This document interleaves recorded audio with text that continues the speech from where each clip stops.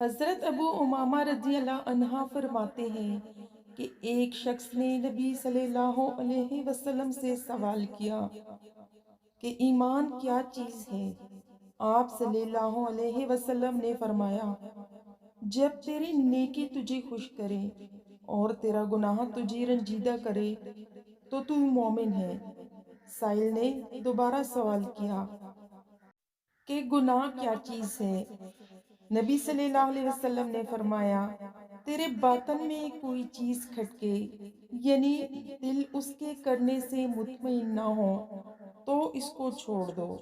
نبی صلی اللہ علیہ وسلم نے فرمایا، جو شخص کسی مسلمان شخص کا حق جھوٹی قسم کے ذریعے مارے گا، اللہ نے اس کے لیے جہنم واجب کر دی ہے اور اس پر جنت حرام کر دی ہے۔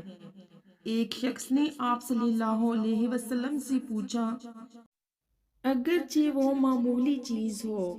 آپ صلی اللہ علیہ وسلم نے فرمایا، اگرچہ براق پیلوں کی ایک کٹی ہوئی شاخ ہی کیوں نہ ہو۔